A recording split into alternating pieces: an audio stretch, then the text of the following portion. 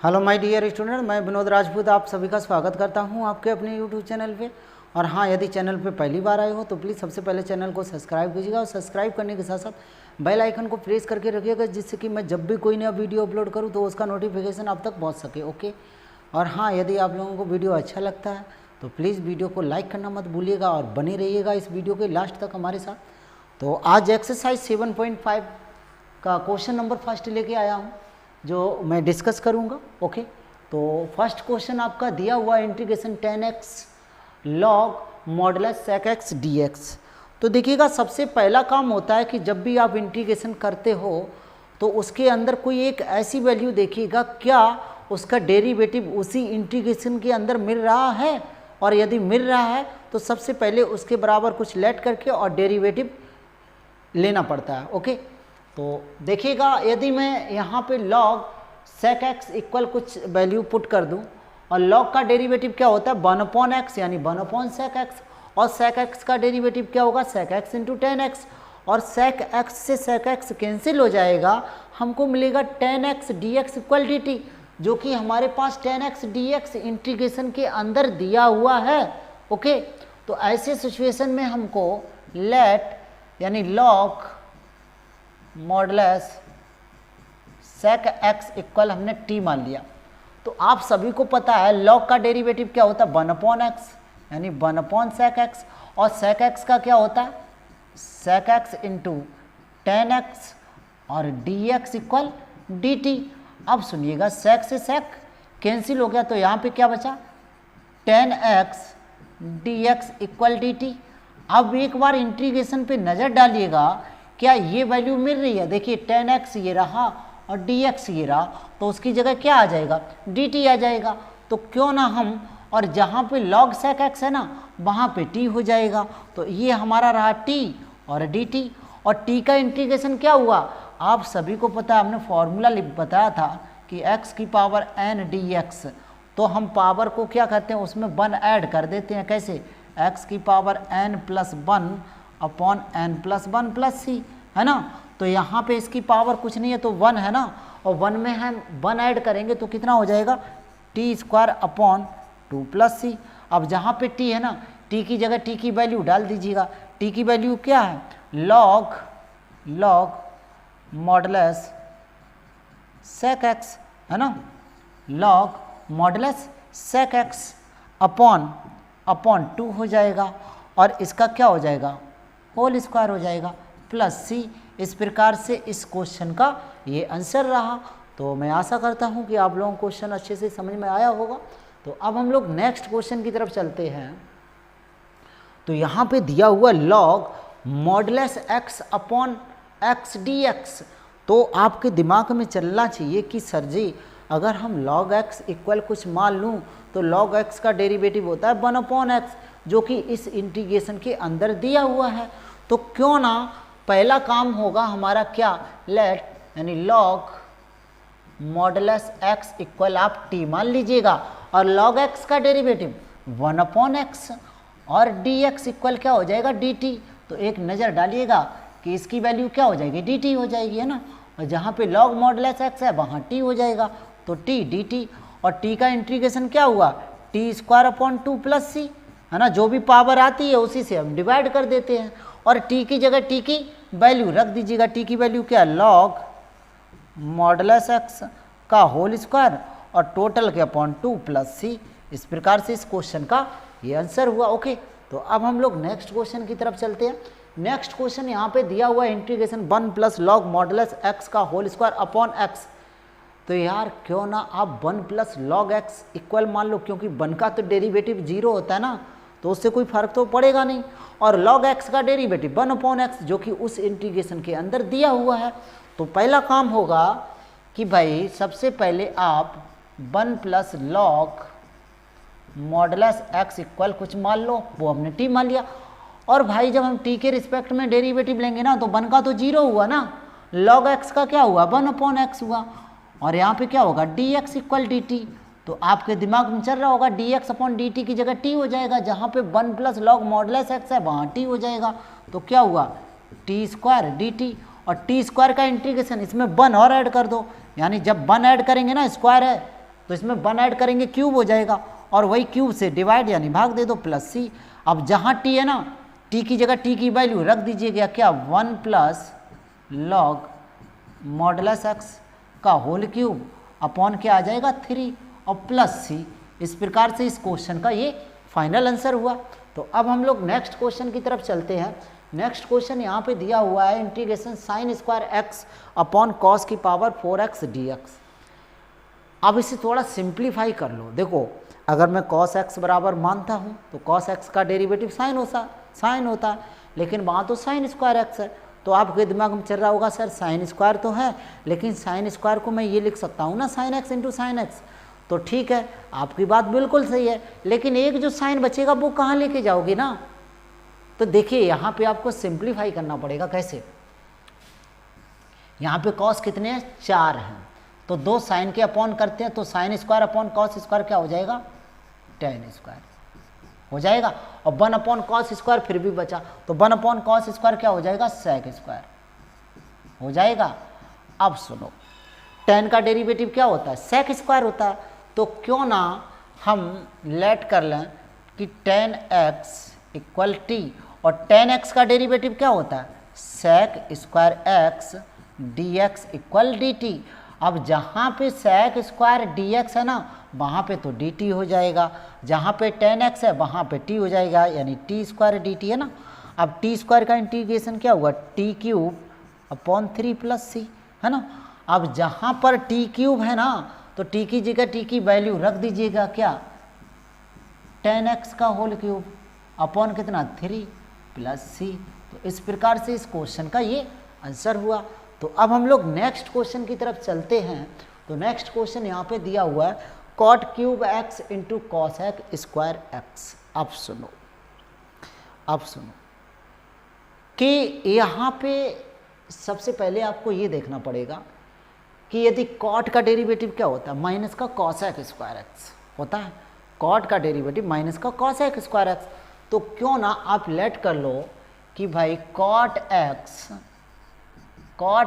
Equal t, और cot का derivative minus का cosec square x d x equal d t. अब दिमाग में चल रहा होगा सर यहाँ तो पॉजिटिव है, तो निगेटिव साइन यार इधर भेज दो ना, तो क्या हो जाएगा, cosec square x d x equal minus का डी टी। तो चलो रखते हैं, तो माइनस का साइन हमने बाहर ले लिया, जहाँ पे कॉट है वहाँ पे टी क्यूब हो जाएगा, बाकी आपका डी टी हो जाएगा। इसकी जगह चेक कर लो, निगेटिव डी टी है ना, तो वो तो बाहर ले लिया। टी क्यूब का इंटीग्रेशन क्या हुआ, टी की पावर 4 अपॉन 4 प्लस सी। अरे सीधी सी बात है ना, जो भी पावर हो उसमें एक जोड़ दो, तो 3 में 1 जोड़ोगे 4, और 4 से ही भाग दे दो, है ना। अब टी की जगह टी की वैल्यू रख दीजिएगा। टी की वैल्यू क्या है, कॉट एक्स है, तो माइनस का कॉट एक्स की पावर 4 अपॉन कितना 4 प्लस सी। तो ये रहा इस क्वेश्चन का फाइनल आंसर, है ना। तो अब हम लोग नेक्स्ट क्वेश्चन की तरफ चलते हैं। नेक्स्ट क्वेश्चन यहाँ पे दिया हुआ है इंटीग्रेशन टेन इनवर्स एक्स की power 4 upon 1 plus x square D x. तो यहाँ पे तो यार आपका दिमाग चलने लगा होगा कि सर जी टेन इनवर्स एक्स का जो डेरिवेटिव होता है वो 1 अपॉन 1 प्लस एक्स स्क्वायर होता है, जो कि इंटीग्रेशन के अंदर दिया हुआ है। तो यार क्यों ना टेन इनवर्स एक्स इक्वल कुछ पुट कर लो। तो हमने क्या किया कि tan inverse x equal T मान लिया, और टेन इनवर्स का derivative 1 upon 1 plus x square D x equal d T. तो यहाँ पे जहाँ पे ये वैल्यू है वहाँ पे तो डी टी हो जाएगा, है ना, और जहाँ पे टेन इनवर्स एक्स है वहाँ टी हो जाएगा, तो टी की पावर 4 और डी टी। अब इसका इंटीग्रेशन लेंगे तो आपके तो दिमाग में चलने लगा होगा कि सर अरे सीधी सी बात है कि जब पावर 4 है तो उसमें 1 ऐड और कर दो, और जो भी आए उसी से भाग कर दो। तो यहाँ पे पावर कितनी हो जाएगी 5 अपॉन 5 और प्लस सी। अब जहाँ टी है ना, टी की जगह टी की वैल्यू रख दीजिएगा क्या, कि टेन इनवर्स एक्स की पावर 5 अपॉन 5 और प्लस सी। इस प्रकार से इस क्वेश्चन का ये फाइनल आंसर हुआ। तो अब हम लोग नेक्स्ट क्वेश्चन की तरफ चलते हैं। नेक्स्ट क्वेश्चन यहाँ पे दिया हुआ इंटीग्रेशन सेक एक्स की power 5 into ten x into D x. अब सुनो 10x का डेरिवेटिव क्या होता है, सेक स्क्वायर एक्स होता है, बिल्कुल सही है। लेकिन यार यहाँ पे तो सेक की पावर 5 है, बाकी क्यूब कहाँ लेके जाओगे, बाकी क्यूब कहाँ लेके जाओगे, है ना, तो थोड़ा दिक्कत आ सकता है। तो अब सुनो कि sec x का डेरिवेटिव क्या होता है, sec x into ten x. sec x का डेरिवेटिव होता है sec x into ten x, लेकिन टेन एक्स का जो डेरिवेटिव होता है वो sec स्क्वायर होता है। तो टेन एक्स इक्वल अगर कुछ वैल्यू पुट करते हैं तो बात नहीं बन पा रही है। तो इसको क्या थोड़ा हम सिंप्लीफाई करते हैं। 5 को मैं ये लिख सकता हूँ sec की power 4x into sec x into ten x. अब सुनो, आपका जवाब आएगा सर बिल्कुल लिख सकते हैं, क्योंकि भाई 4 और 1 5 ही तो हुआ है। अब सुनो, अब क्यों ना लेट कर लो क्या कि sec x इक्वल टी इस वाले, और जब sec x का डेरिवेटिव लेंगे ना तो sec x का डेरिवेटिव होता है sec x into ten x. तो यहाँ पे इसका डेरिवेटिव हो जाएगा sec x into ten x d x equal d T, है ना। तो भाई इसकी जगह तो डी टी हो जाएगा, है ना। और जहाँ पे sec x की पावर 4 है ना, वहाँ पे t की पावर 4 हो जाएगा, t की पावर 4 dt। अरे अब तो आपके दिमाग में चलने लगा होगा सर कि t की पावर 4 का इंटीग्रेशन होता है t की पावर 5/5, यानी एक पावर उसमें ऐड कर दो और उसी से भाग कर दो। तो t की पावर 5/5 और प्लस c जो होता है वो इस इंटीग्रेशन का कांस्टेंट होता है। अब जहाँ पे t है ना, t की वैल्यू क्या है, sec है, तो यहाँ हो जाएगा sec x की पावर क्या 5/5 और प्लस c। तो इस क्वेश्चन का ये फाइनल आंसर हुआ, है ना। तो अब हम लोग नेक्स्ट क्वेश्चन की तरफ चलते हैं। नेक्स्ट क्वेश्चन यहाँ पे दिया हुआ है integration 2x plus 1/x² plus x plus 7 की पावर 2 यानी टोटल का होल स्क्वायर यहाँ पे है dx। तो अब यहाँ पे आपको समझना पड़ेगा कि यार x² प्लस x प्लस 7 का तो डेरिवेटिव रखा हुआ ना, x² का क्या होता है 2x होता है, और x का डेरिवेटिव 1 जो कि ऊपर मिल जाएगा। तो क्यों ना आप लेट कर लो क्या x² plus x plus 7 equal T. तो x² का तो डेरिवेटिव 2x हुआ, x का 1 हुआ और 7 का 0 हुआ, क्योंकि कांस्टेंट है तो dx इक्वल dt। अब सुनो, इसकी जगह क्या होगा dt होगा, तो भैया ऊपर तो dt हो गया अल्लाह, और नीचे क्या होगा t² होगा, है ना। अब सुनो, मैं इसको ये लिख सकता हूँ t की पावर -2 dt। अब इसमें 1 ऐड कर दो, तो जैसे ही 1 ऐड करें ना तो t की पावर -2 प्लस 1 अपॉन -2 प्लस 1 और प्लस c। अब इसे थोड़ा सिंप्लीफाई कर लो, यहाँ पे क्या बचा t की पावर -1 और नीचे क्या बचा -1, है ना। इतनी तो बात समझ में आ गई होगी यार, क्योंकि भाई -2 में से बन गया तो -1 ही तो बचा ना, और -2 में से बन गया तो -1 ही तो बचा है ना। तो क्या मैं इसको ये लिख सकता हूँ क्या कि 1/t वो भी किसका माइनस का प्लस c। तो -1/t और t की वैल्यू क्या है x² प्लस x प्लस 7, ठीक है, और प्लस c। तो इस प्रकार से इस क्वेश्चन का ये फाइनल आंसर हुआ। तो अब हम लोग नेक्स्ट क्वेश्चन की तरफ चलते हैं। नेक्स्ट क्वेश्चन यहाँ पे दिया हुआ है integration 2 plus cos x upon 2x plus sin x का होल क्यूब dx। अरे सीधी सी बात है यार कि क्या यार देखो, इसका डेरिवेटिव ऊपर रखा हुआ है, x का डेरिवेटिव 1 होता है और sin का cos होता है, जो कि हमको इसी इंटीग्रेशन के अंदर मिल रहा है। तो यार क्यों ना आप मान लो क्या कि 2x plus sign x equal t, और x का तो डेरिवेटिव 1 हुआ यार, x का डेरिवेटिव 1 हुआ, तो यहाँ क्या हुआ 2, और साइन x का डेरिवेटिव cos x तो प्लस cos x, और फिर क्या आएगा dx इक्वल डी टी। क्या dx इक्वल डी टी, अरे नज़र डालो भैया, इसकी वैल्यू तो मिल गई dt, तो ये रहा dt, और अपॉन में हो जाएगा क्या t क्यूब हो जाएगा, क्या t क्यूब। क्या मैं इस t क्यूब को t की पावर -3 dt लिख सकता हूँ ना, अरे बिल्कुल लिख सकता हूँ। क्या मैं जब इसका इंटीग्रेशन लेंगे तो मैं इसे लिखूँगा t की पावर -3 प्लस 1 अपॉन -3 प्लस 1 और प्लस c। अब इसे सिंप्लीफाई करते हैं तो t की पावर -2 अपॉन -2 प्लस c बिल्कुल लिख सकते हैं, क्योंकि -3 में से बन गया -2। अब सुनो, क्या मैं इसे ये लिख सकता हूँ -1/2 t²। चेक कर लो, अरे ये निगेटिव है ना तो अपॉन में आएगा पॉजिटिव हो जाएगा, और -1/2 ये रहा। अब जहाँ t है ना, टी की जगह टी की वैल्यू रख दीजिएगा, तो -1/2 और टी की वैल्यू है 2x प्लस साइन एक्स का होल स्क्वायर और प्लस सी।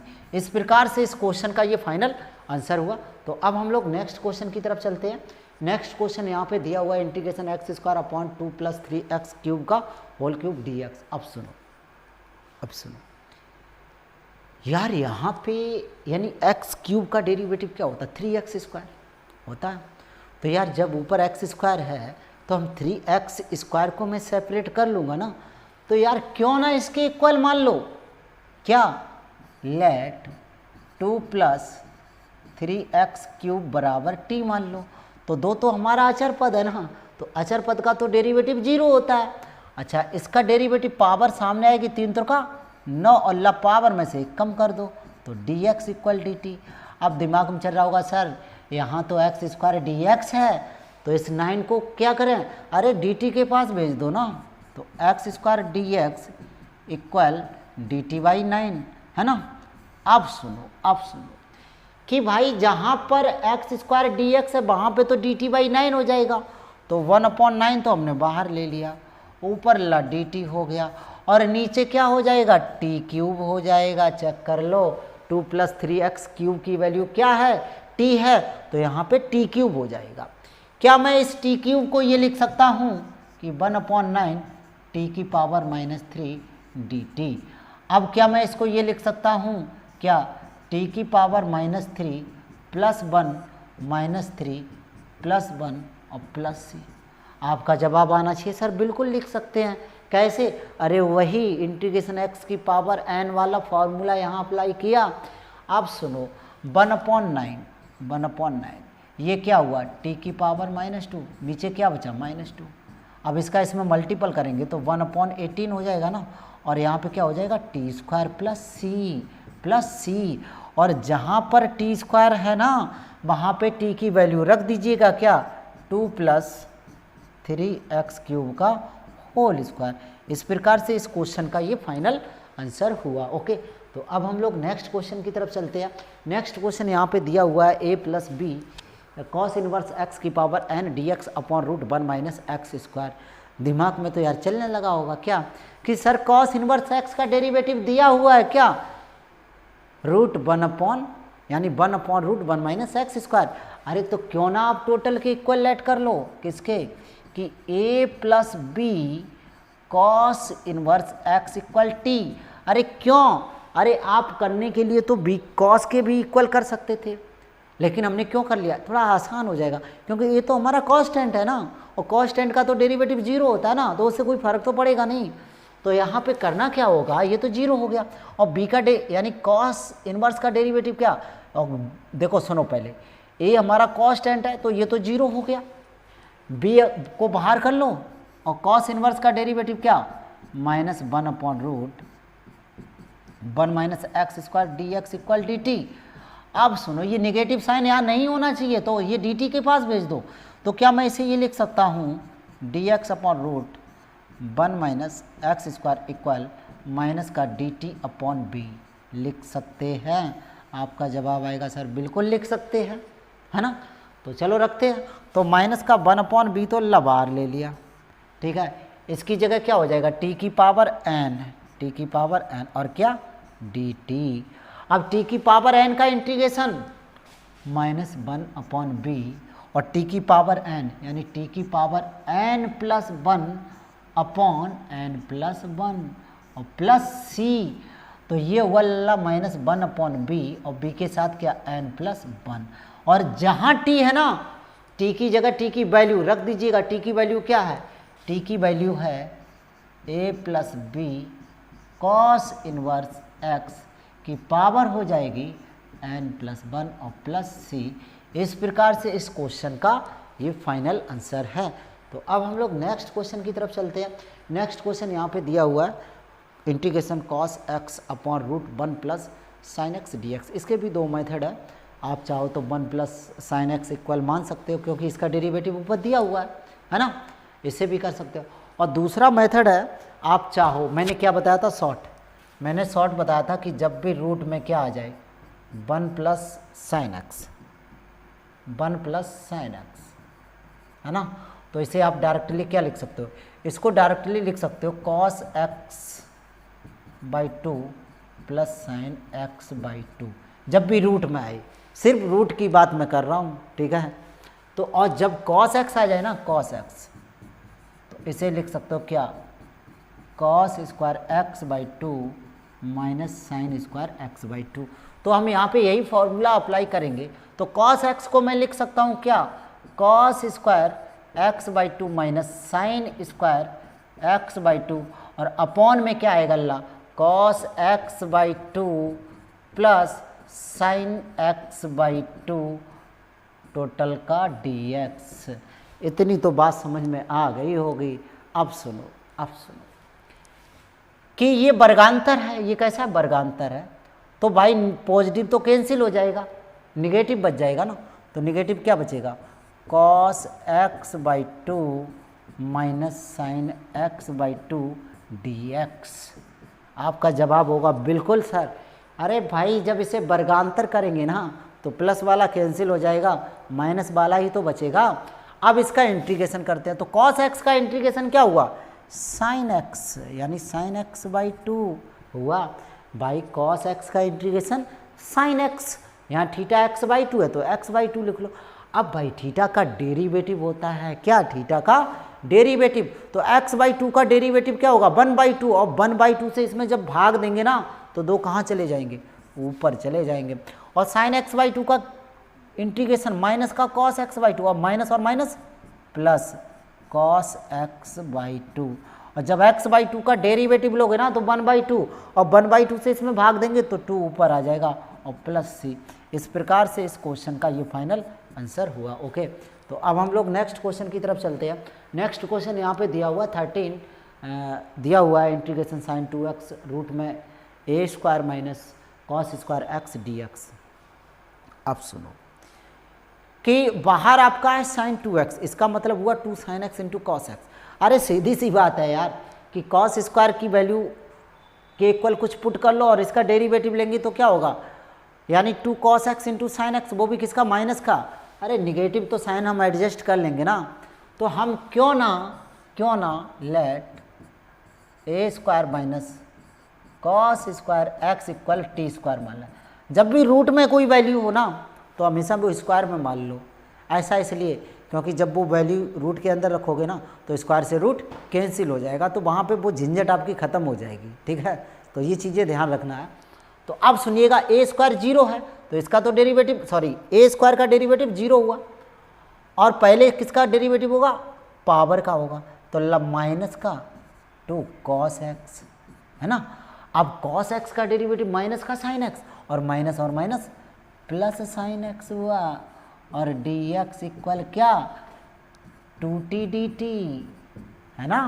एक बार फिर देख लो, ए स्क्वायर तो कॉन्स्टेंट है ना, कॉन्स्टेंट का डेरिवेटिव 0 हुआ।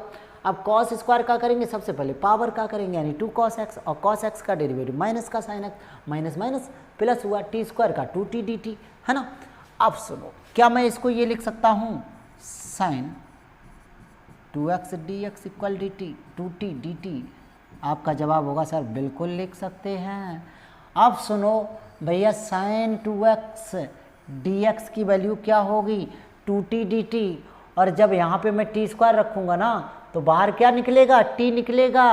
तो सुनो ये हुआ क्या, 2t, और रूट में हो जाएगा टी स्क्वायर, और बाहर क्या dt, स्क्वायर से रूट कैंसिल, तो 2 ले लो बाहर, और ये क्या हुआ टी स्क्वायर dt। सुनो 1t का, यानी t का t में मल्टीपल करेंगे ना तो टी स्क्वायर हो जाएगा, और टी स्क्वायर का इंटीग्रेशन क्या हुआ, t³ प्लस सी, तो ये हुआ 2/3, और जहाँ t है ना, t की वैल्यू रख दो, t की वैल्यू, तो t की वैल्यू क्या हो जाएगी, जब हम स्क्वायर रूट लेंगे तो इधर रूट हो जाएगा ना, रूट। तो क्या मैं इसको ये लिख सकता हूँ, root a square minus cos square x की पावर 3, है ना, और प्लस सी, चेक कर लो। अरे भैया यहाँ पे टी स्क्वायर है ना, टी की वैल्यू लेंगे इधर रूट चढ़ जाएगा, और टी की जगह टी की वैल्यू रख दे, बाकी तो जो पावर है कर दिया। तो इस फिलहाल इस प्रकार से ये हमारा आंसर हुआ। तो अब हम लोग नेक्स्ट क्वेश्चन की तरफ चलते हैं। नेक्स्ट क्वेश्चन यहाँ पे दिया हुआ है, इंटीग्रेशन में दिया हुआ है क्या, root sine x upon cos 5x, है ना। क्या दिया हुआ है, integration sine x upon cos की पावर 5x dx। अब सुनो यहाँ पे थोड़ा सेपरेट यार करना पड़ेगा, ठीक है, अभी डायरेक्टली नहीं हो सकता है।